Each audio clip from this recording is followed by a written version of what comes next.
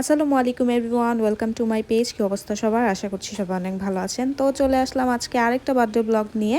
So সেদিন ছিল আমার ননদ প্রভার বার্থডে। তো ওর হাজব্যান্ড ওকে খুব ইউনিক ওয়েতে একটা সারপ্রাইজ দেয়।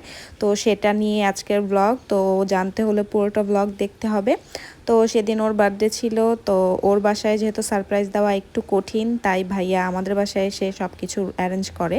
তো এখানে দুইটা কেক অর্ডার করা হয়েছিল, একটা হচ্ছে ফেক কেক আর একটা হচ্ছে রিয়েল। এই কেকটা হচ্ছে রিয়েল কেকটা। তো প্রথমে আমিও বুঝতে পারিনি যে এটার কাহিনী কি। আর এখানে ভাইয়া ওর জন্য একটা সুন্দর একটা লেটার তৈরি করে, তারপর ওনাদের কিছু মেমোরিজ, সুন্দর সুন্দর কিছু ছবি, সাথে কিছু ছোট ছোট নোট লেখে। তো এগুলো আমাদেরকে বলে যে কীভাবে কীভাবে সাজাতে হবে। তো আমরা সেই অনুযায়ী আর কি ডেকোরেশনটা করি। তারপর সন্ধ্যার দিকে আমরা প্রভাকে কল করি বাসায় চলে আসার জন্য। সারাদিনে ও বাসায় একাই ছিল, ভাইয়াও কাজে ছিল। তো আসলে বুঝতে পারছিল না, বা এক পর্যায়ে সে বুঝে গেছে যে আজকে আর তার জন্য স্পেশাল কিছু নেই। তো যাই হোক, এরপর আমরা বাসায় আসতে বলি, তারপর ও আসে। আর আসার পরে তো সে একদম অবাক হয়ে যায় এই ডেকোরেশন দেখে। আর এগুলো সবই মাহমুদ ভাইয়ার আইডিয়া ছিল, আমরা একটু হালকা পাতলা হেল্প করেছি। আর প্রভা কিন্তু এই আয়োজন দেখে অনেক বেশি খুশি হয়েছে, এটা ওকে দেখে বোঝা যাচ্ছিল, আর আসলে হবার মতোই।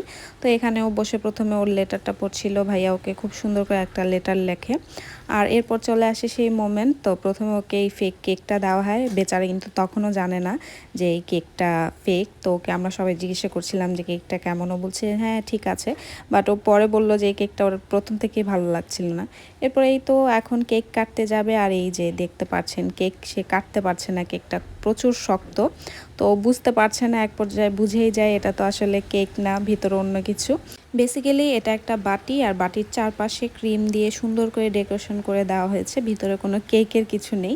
আর এটা হচ্ছে সাদিয়াপুর পেজ থেকে নেওয়া, আর সাদিয়াপুর পেজ থেকে আমরা সব সময় সব কেক নিয়ে থাকি। তো ভাইয়া ওই আপুর সাথে ডিসকাস করে এই প্ল্যানটা করে এভাবেই কেকটা তৈরি করা হয়।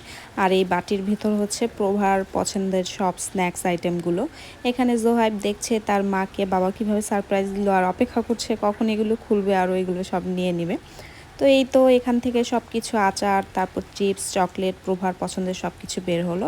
এরপর ফাইনালি ওকে ওর রিয়েল কেকটা দেওয়া হলো। এই কেকটাই সে এখন কাটবে। আর আসলে এই আইডিয়াটা কিন্তু অনেক বেশি ইউনিক, আমার দেখা মতো আমি এর আগে আর দেখিনি। আর মাহমুদ ভাইয়া প্রতি বছরই প্রভাকে এরকম নতুন নতুন ওয়েতে সারপ্রাইজ দেয়। গত বছর ওকে কেকের ভিতরে ডায়মন্ডের রিং গিফট করেছিল। এবারও ভাইয়া ওকে কিছু গিফট করেছে, সেগুলো আমার আসলে ভিডিও করা হয়নি, থাকলে অবশ্যই অ্যাড করে দিতাম। তো এই ছিল প্রভার বার্থডে ব্লগ। সবাই অবশ্যই কমেন্ট করে জানাবেন কেমন লেগেছে, আর সবাই ওদের জন্য দোয়া করবেন, ওরা যেন বাকি জীবন এভাবে সুন্দরভাবে এবং সুস্থভাবে কাটাতে পারে। ওর বাচ্চার জন্য অনেক দোয়া করবেন, আর আমারও ওদের জন্য অনেক অনেক বেশি দোয়া রইল। সবাই ভালো থাকবেন, সুস্থ থাকবেন। আল্লাহ হাফেজ এভরিওয়ান।